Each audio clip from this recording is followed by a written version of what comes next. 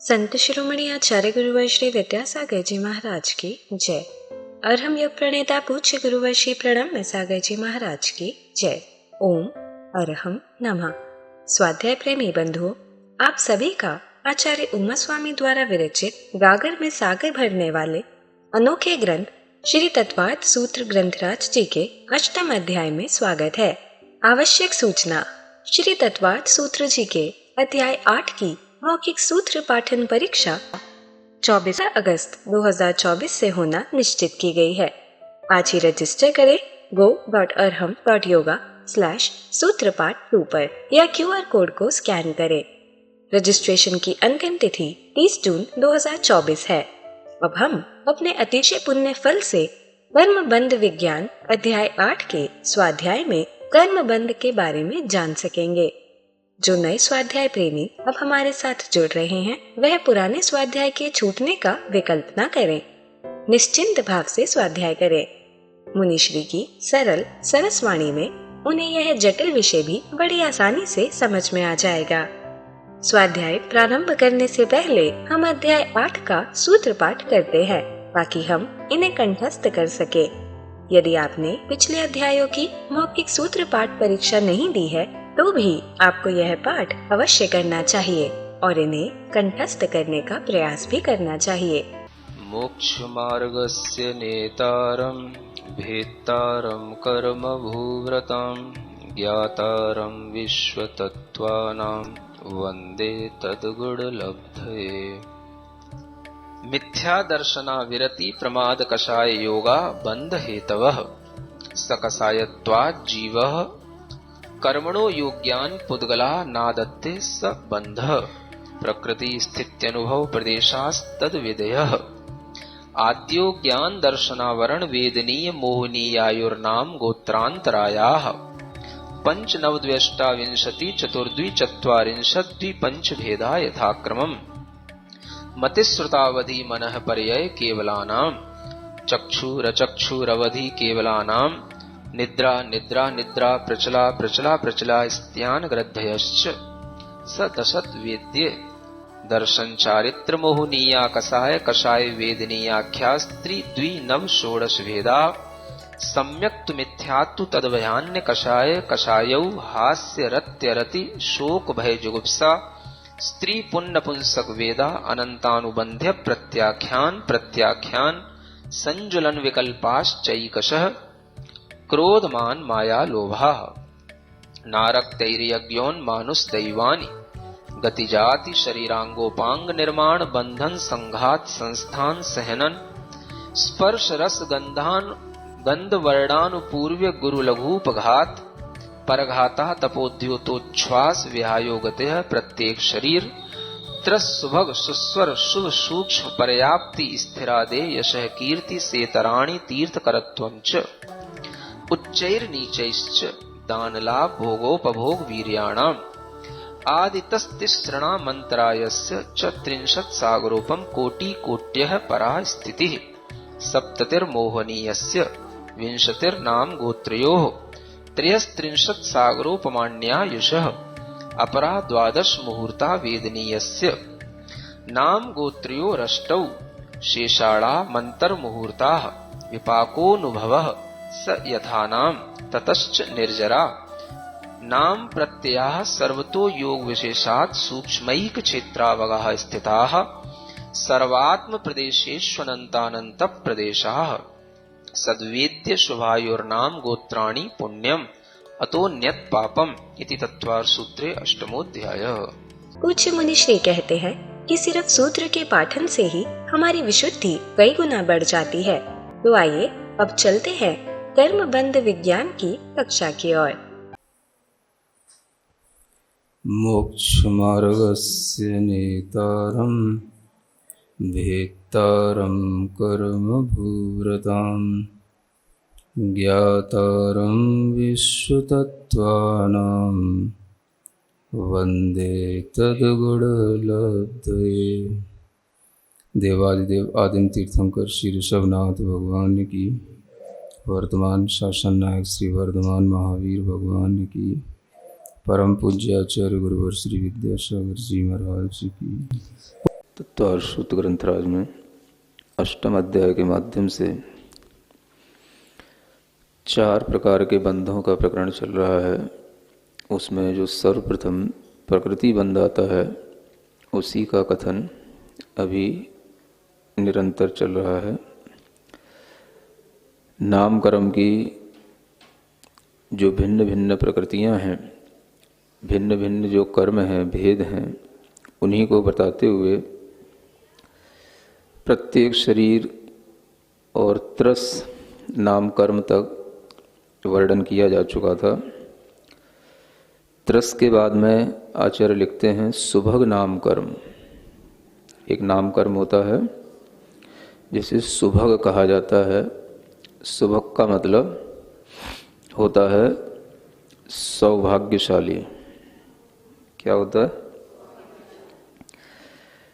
सुभग का मतलब होता है जिसके कारण से आपस में प्रीति भाव बना रहे। क्या बना रहे? ये इस कर्म के कारण से होता है। शरीर मिला है तो शरीर के साथ साथ उस शरीर में ही यह सुभग नाम कर्म इस तरह से फलता है कि इस कर्म के उदय के होने पर ही कोई भी दूसरा व्यक्ति जो उसको देखेगा तो उसके अंदर भी उसके प्रति एक प्रीति भाव उत्पन्न हो जाएगा। प्रीति समझते हैं ना? क्या? स्नेह का, प्रेम का भाव है ना। ये सुभग नाम कर्म के कारण से होता है। व्यक्ति का रूप कैसा भी हो उससे प्रयोजन नहीं है। अगर सुभग नाम कर्म का उदय है तो कैसा भी रूप हो वह लोगों के लिए अच्छा लगेगा। कई बार आप देखते हैं बहुत सुंदर अच्छे लोग भी होते हैं तो भी लोगों के दूसरे के लिए प्रीति उत्पन्न करने वाले नहीं होते हैं, और कई लोग सुंदर नहीं भी होते हैं तो भी दूसरों के लिए प्रीति उत्पन्न करने वाले होते हैं। तो यह जो फल है यह इसी सुभग नाम कर्म का फल कहा जाता है, जिसके कारण से कोई रूप आदि विशेष आकर्षण वाले कोई गुण न हो तो भी उस जीव की प्रीति दूसरे लोगों के लिए हो जाए तो वह सुभग नाम कर्म कहलाता है। और इसी का विपरीत होता है तो वो कहलाता है दुर्भग नाम कर्म। इन सभी कर्मों को अपनी विपरीतता के साथ भी जानना है। तो दुर्भग नाम कर्म के उदय के कारण से जीव सुंदर भी हो तो भी उसके लिए दूसरे लोगों के अंदर एक प्रीति का भाव पैदा नहीं होता। तो ये दुर्भग नाम कर्म होता है। ये सुभग तो शुभ है और दुर्भग जो है वो अशुभ है। तो ये सब नाम कर्म भी हैं, और जिसे आप कहते हैं कि ये जीव का पुण्य है, पुण्य के कारण से ये सभी के लिए अच्छा लगता है, तो वह जो पुण्य भी होता है वह भी इसी कर्मों के माध्यम से फलता है। पुण्य कोई अलग से चीज़ नहीं है। अगर इस तरह से शुभ प्रकृतियों का फल मिल रहा है तो वही पुण्य का फल कहलाता है। तो यह जो सुभग और दुर्भग है इसे बहुत अच्छे ढंग से आप अपने अनुभव में ला सकते हैं, और यह अनुभव खास तौर से उन लोगों के लिए भी होता है जो एक दंपति का जीवन जीते हैं, दाम्पत्य जीवन जीते हैं पति पत्नी के रूप में। तो उनके लिए भी यह अनुभव में आ सकता है कि सब कुछ अच्छा होते हुए भी कई बार प्रीति नहीं होती है दो लोगों के बीच में। तो वह प्रीति नहीं होने का कारण भी यही कर्म का उदय समझना चाहिए। कौन सा कर्म? दुर्भग। और प्रीति उत्पन्न हो तो सुभग। तो यह जो दंपति के बीच में चलता है, कहीं पर वह प्रीति दिखाई देती है, कहीं पर प्रीति दिखाई नहीं देती, उसमें भी बहुत बड़ा कारण ये कर्म का उदय रहता है।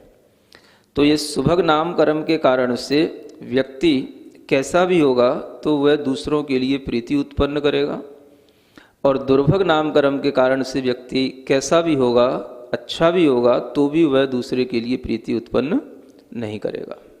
ये इन कर्मों के फल से जो हमें देखने में आता है वो यहाँ पर स्पष्ट होता है। इसी के साथ एक कर्म कहा जा रहा है सुस्वर नाम कर्म। क्या नाम है?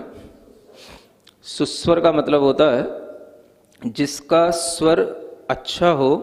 स्वर का मतलब जिसकी आवाज़ कंठ में मधुरता हो, उसको बोलते हैं सुस्वर। और जो इसके विपरीत हो उसको बोलते हैं दुस्वर। तो ये भी एक तरह से पुण्य और पाप प्रकृतियों में आते हैं। जो पुण्य प्रकृतियां आगे गिनाई जाएंगी तो उन पुण्य प्रकृतियों में सुस्वर नाम कर्म आता है और पाप प्रकृतियों में दुस्वर नाम कर्म आता है। तो ये भी एक ऐसा कर्म है जिसके माध्यम से दूसरे लोग आपकी आवाज़ को, आपकी बोली को सुनकर के आपको क्या कहें, अच्छा कहें, अच्छा समझें, आपको एप्रिसिएट करें और वंस मोर भी कहें। ये किससे होता है? सुस्वर से होता है। मतलब ये नहीं होता कि आप क्या बोल रहे हैं, देखने वाले सुनने वाले के लिए ये भी महत्वपूर्ण होता है कि वो कैसा सुनने में आ रहा है। कई बार ऐसा भी होता है कि तत्व का ज्ञान तो बहुत लोगों के पास होता है, या कोई भी उपदेश आदि की कला बहुत लोगों के पास होती है, लेकिन उनके पास में अगर सुस्वर नाम कर्म का उदय नहीं होता तो लोग उनको सुनना नहीं चाहते। तो यह भी एक कर्म का उदय है, सुस्वर या दुस्वर।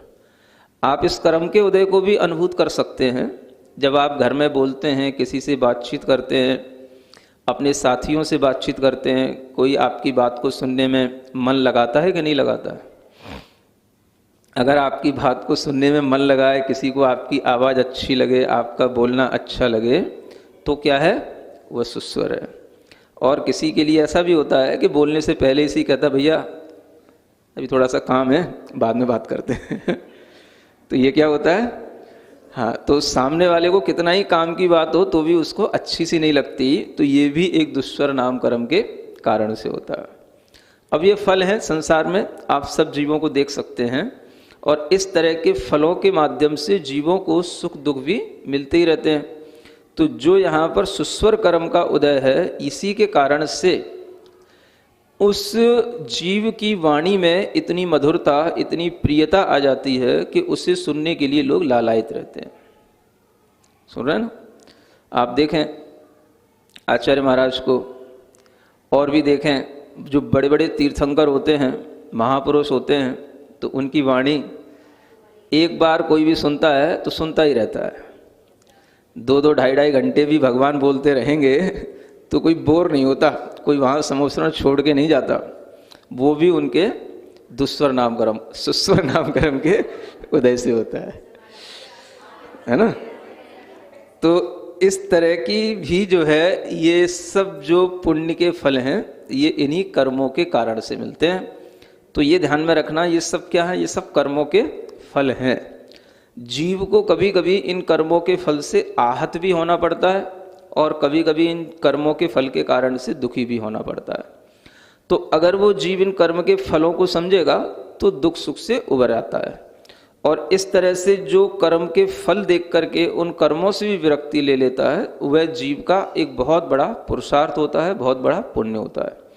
इसलिए यहाँ पर जो कर्म बताए जा रहे हैं, इन्हें हम देखें कि ये सभी शरीर के साथ काम में आने वाले, शरीर के साथ फलने वाले ये कर्म हैं। और इन्हीं कर्मों में एक और कर्म आता है जिसका नाम है शुभ। क्या है ये? पहले जो था वो था सुभग, और ये है शुभ नाम कर्म। शुभ नाम कर्म के कारण से क्या होता है कि जीव को अच्छे शरीर और अच्छे अंग उपांग मिलते हैं। उसके सभी अंग उपांगों को देख करके एक रमणीयता का जो भाव आता है, वो भाव इस शुभ नाम कर्म के उदय से आता है। क्या कहा? रमणीयता समझते हैं, है ना? जो दूसरों के लिए बहुत ही मनोहर लगे और जिसके लिए कारण से दूसरे उसको देखने की बार बार इच्छा करें, ये कहलाता है रमणीयता का भाव। तो यह जो रमणीयता का भाव होता है, यह इस शुभ नाम कर्म के कारण से होता है। शरीर का सुंदर होना अलग बात है और रमणीयता होना अलग बात है। तो रमणीयता जो आती है वो इस नाम कर्म के उदय से आती है, और जब यही विपरीतता के साथ काम करता है तो शरीर सुंदर होकर के भी रमणीय नहीं होता। ये अशुभ नाम कर्म के फल से इस जीव को इस तरह के दोनों प्रकार के फल मिलते रहते हैं। फिर इसी के साथ में आता है सूक्ष्म नाम कर्म। कौन सा? ये सूक्ष्म नाम कर्म है जिसके उदय से जीव को सूक्ष्म शरीर की प्राप्ति होती है। जो आप कहते हो सूक्ष्म जीव, वो सूक्ष्म नाम कर्म के उदय से जिनको शरीर ही ऐसा मिला है जो सूक्ष्म वर्गणाओं से बना है, तो वह कहलाएगा सूक्ष्म नाम कर्म का उदय। दो ही प्रकार के जीव होते हैं, एक सूक्ष्म और एक बादर। तो सूक्ष्म और बादर का मतलब ऐसा नहीं समझना कि सूक्ष्म माने जो हमें दिखाई न दे वो सूक्ष्म है, और जो बादर हैं वो हमें दिखाई दे जाएं, जो दिखाई दे जाएं वो बादर हैं। ऐसा कोई नियम नहीं है। जो दिखाई दे रहा है वो तो सब बादर होते ही हैं, लेकिन ऐसे भी जीव होते हैं जो दिखाई हमें नहीं भी देते हैं, जिनका हम किसी भी तरीके से अपनी आँखों से कोई अवलोकन नहीं कर सकते हैं। उन जीवों के लिए भी सूक्ष्म नाम कर्म का उदय रहता है। देखने से प्रयोजन नहीं है और ना ही उनकी अवगाहना से प्रयोजन होता है कि जैसे सूक्ष्म होंगे तो बहुत छोटी अवगाहना होगी, बादर होंगी तो बहुत बड़ी होगी। सिद्धांत शास्त्रों का जब अध्ययन करते हैं तो पता पड़ता है कि सूक्ष्म जीवों की अवगाहना बादर जीवों से अधिक भी होती है, बड़ी भी होती है, तो भी वो सूक्ष्म जीव अपने सूक्ष्म शरीर नाम कर्म के उदय के कारण से किसी के लिए न बाधित होते हैं न बाधा पहुंचाते हैं। तो यह जो एक परिभाषा है सूक्ष्म की और बादर की, वो ध्यान में रखना चाहिए कि सूक्ष्म नाम कर्म के उदय से जो सूक्ष्म शरीर को प्राप्त हुए हैं, ऐसे जो सूक्ष्म जीव हैं उनका शरीर कैसा होता है? उनका शरीर किसी से बाधित नहीं होता और न वो किसी को बाधा पहुंचाते हैं। यानी आप उनका घात नहीं कर सकते और वो भी आपके लिए कोई घात नहीं पहुंचा सकते। किसी भी प्रकार के जो जीव हैं जिनसे हमारा घात हो रहा है या हम उनको घात कर सकते हैं, वो सभी जीव कौन से होते हैं? तो वो सभी बादर होते हैं, सूक्ष्म नहीं होते हैं। तो ये जो परिभाषा है सूक्ष्म जीवों की, उसे ध्यान में रखना है कि सूक्ष्म शरीर उन जीवों के लिए कहा जाता है जो किसी भी तरह से, चाहे पर्वत हो, नदी हो, कितना ही वज्र जैसे कठोर पदार्थ भी हो, उनको भी वो पार करके निकल जाएं और उनसे भी बाधा को प्राप्त ना हो, उनको बोलते हैं सूक्ष्म जीव। और वो भी किसी दूसरे के द्वारा मारे नहीं जा सकते हैं। यानी अगर आप उन जीवों के लिए किसी भी तरीके से घात का भी भाव करेंगे तो उनका भावों से ही घात कर पाएंगे, वस्तुतः उनका घात नहीं हो सकता है। घात जो होता है वो बादर जीवों का, बादर जीवों के माध्यम से ही होता है। तो यही जो परिभाषा है सूक्ष्म और बादर की, इसी को ध्यान में रखना चाहिए। न कि ये कि कोई हमें जीव दिख रहे हैं कि नहीं दिख रहे हैं। कभी कभी ऐसे भी बहुत से जीव होते हैं जो दिखते नहीं हैं, लेकिन वह बादर जीवों के रूप में होते हैं और अपनी बड़ी बड़ी अवगाहना लिए हुए होते हैं और बड़ी इंद्री वाले भी होते हैं, लेकिन वो हमारे ग्रहण करने में नहीं आते और वो घात को प्राप्त होते रहते हैं। ऐसे अनेक जीव होते हैं। सम्मूर्छन जीव भी होते हैं, शरीर में भी उत्पन्न होने वाले अनेक प्रकार के अपर्याप्तक जीव भी होते हैं। ये सब जीव घात को प्राप्त होते रहते हैं बादर जीवों के माध्यम से, लेकिन सूक्ष्म जीव कभी किसी के द्वारा घात को प्राप्त नहीं होते हैं। तो यह सूक्ष्म और बादर के बीच में ये जो भेद है उसे ध्यान में रखना है। फिर कहा जाता है एक नाम कर्म है जिसका नाम है पर्याप्ति नाम कर्म। क्या है? पर्याप्ति। नाम सुना है इसका? पर्याप्ति का मतलब होता है कि जिसके कारण से आपको आहार, शरीर, इंद्री आदि जो पर्याप्तियां हैं, वो पर्याप्तियां पूर्ण करने की जिसके लिए शक्ति प्राप्त है, और पर्याप्तियां पूर्ण जिसकी हो गई हैं उनको कहा जाता है पर्याप्ति नाम कर्म के उदय से पूर्ण जीव। एक तरह से पर्याप्ति का मतलब क्या हो गया? पूर्णता। और अपर्याप्त का मतलब हो गया अपूर्णता। तो जो जीव पूर्ण होंगे वो अपनी पर्याप्ति को पूर्ण करने के कारण से ही होंगे, जिन्होंने अपनी पर्याप्तियां पूर्ण कर ली होंगी। और जो जीव अपनी पर्याप्तियां पूर्ण नहीं कर पाते हैं, उससे पहले ही उनका मरण हो जाता है, उन्हें कहते हैं अपर्याप्त जीव। अब एक बहुत अच्छी चीज है जो समझने योग्य है कि जीवों के लिए ये योग्यता की पूर्णता हो जाना कि वो अपना शरीर बना पाए, अपनी इंद्रियां बना पाए, वह योग्यता उसके अंदर जो आ रही है, ये पर्याप्त नाम कर्म के उदय से आती है। समझ रहे हैं? पर्याप्तियां 6 होती हैं। पहली होती है आहार पर्याप्ति, दूसरी होती है शरीर पर्याप्ति, तीसरी होती है इंद्रिय पर्याप्ति, चौथी होती है भाषा पर्याप्ति, पांचवी होती है श्वासोच्छ्वास पर्याप्ति और छठवीं होती है मन पर्याप्ति। है ना? इसे समझने की कोशिश करें। ये बहुत अच्छी व्यवस्था है। आपके शरीर में क्या चल रहा है, आपके शरीर में यही वो सिस्टम है जिसके कारण से शरीर अपने आप चलता रहता है। सुन रहे हैं? आप तो भोजन करके बैठ गए, काम कौन करता रहता है? आप काम नहीं करते हो, काम कौन करता रहता है? ये जो सिस्टम बना हुआ है, ये सिस्टम काम करता रहता है। और ये सिस्टम क्या है? ये बहुत ही साइंटिफिक सिस्टम है। इसको हर व्यक्ति को समझना चाहिए। आज का विज्ञान भी इस सिस्टम को नहीं जानता है। ये तो जानता है कि चीजें हम जो भोजन के रूप में आहार नाल से हमारे जठर में तक पहुंचती हैं, फिर वो किस तरीके से डिवाइड होती हैं, किस तरीके से वो आपस में मिलती हैं, कैसे उनका एक तरीके से चेंज होता है, वह सब तो जानता है। लेकिन ये होता किस कारण से, ये विज्ञान नहीं जानता है। जो दिख रहा है वो तो जान लेता है कि ये इसके बाद ये होता है, इसके बाद ये होता है, इसके बाद ये होता है, लेकिन ये होता क्यों है?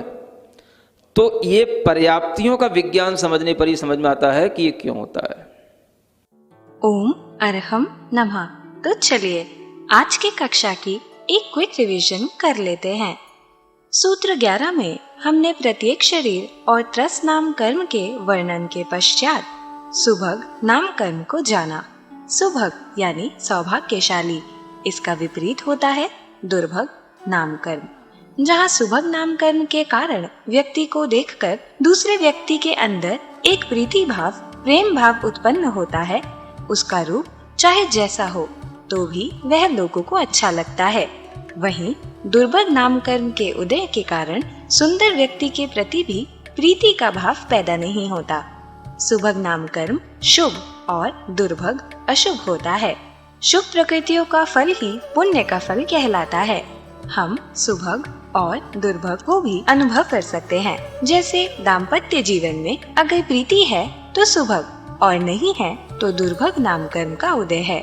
सुस्वर नाम कर्म के उदय में हमारा स्वर अच्छा होता है और कंठ मधुर। दूसरे हमारी बोली को एप्रिशिएट करते हैं और सुनने को लालायित रहते हैं। और इसके विपरीत दुस्वर के उदय में लोगों को हमारी आवाज अच्छी नहीं लगती और वो काम की बात भी नहीं सुनना चाहते। हम इसका अनुभव घर में साथियों से बातचीत आदि में भी कर सकते हैं। सुस्वर नाम कर्म पुण्य और दुस्वर नाम कर्म पाप प्रकृति में आता है। बहुत लोगों के पास तत्व ज्ञान, उपदेश की कला आदि तो होती है, लेकिन सुस्वर नाम कर्म के अभाव में लोग उनको सुनना नहीं चाहते। समशरण में भगवान की या आचार्य महाराज की वाणी एक बार कोई सुन लेता है तो सुनता ही रहता है।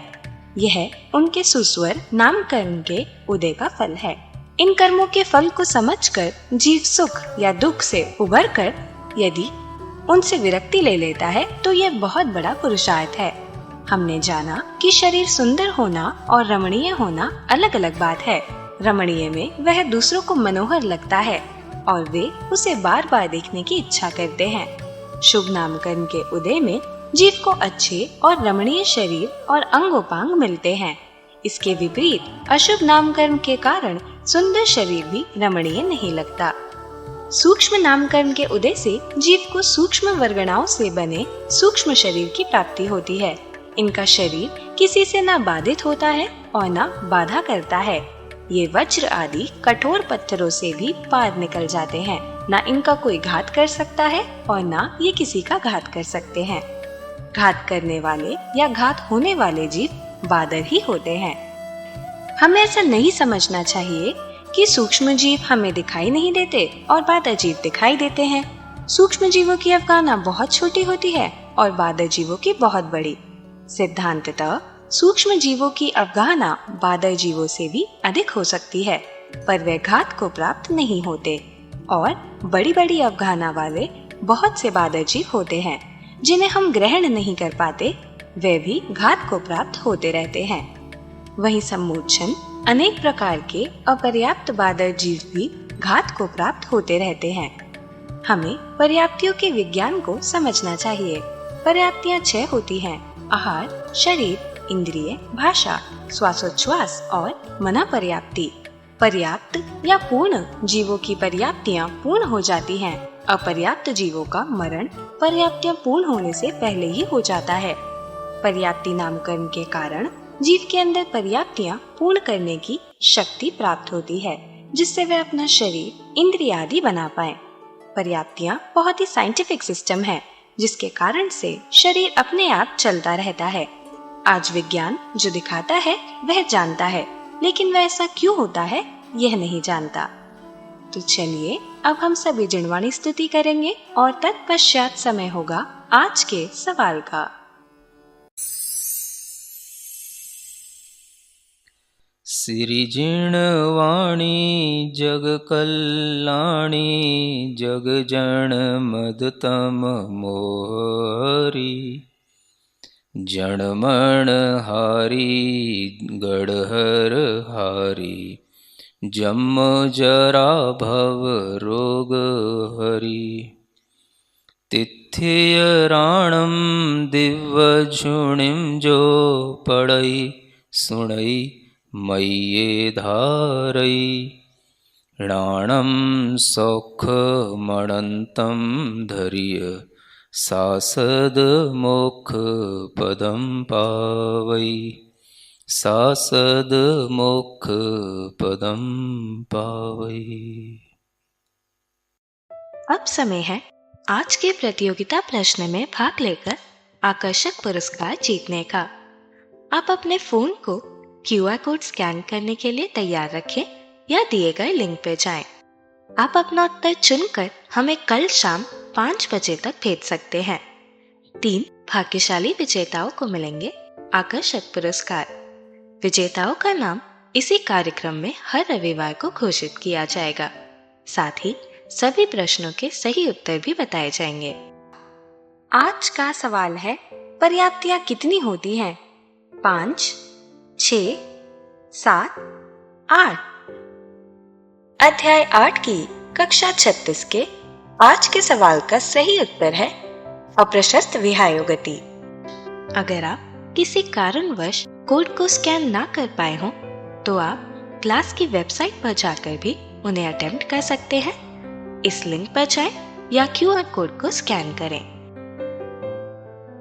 धन्य है हमारा पुण्य जो मुनिश्री हमें कर्म बंध जैसे कठिन विषय को इतनी सरलता से समझा रहे हैं, ताकि हम डेली लाइफ में कर्म बंध के कारणों को जानकर उनसे बच सके और यह ज्ञान आप अपने परिवार, मित्र, समाज के लोगों को इस स्वाध्याय से जोड़कर दे सकते हैं। आप उन्हें हमारी वेबसाइट etv.arham.yoga शेयर करें और वह इन सभी क्लासेस को एक साथ एक्सेस कर सकते हैं। अभ्यास प्रश्न करके अपने ज्ञान को प्रगाढ़ बनाने का मौका और आज के सवाल में पुरस्कार जीतने का सौभाग्य भी मिलेगा। तो आज ही अपने बच्चों को, मित्रगणों को और परिवारजनों को इससे जोड़े और अपना और उनका पुण्य बढ़ाएं। ओम अरहम नमः।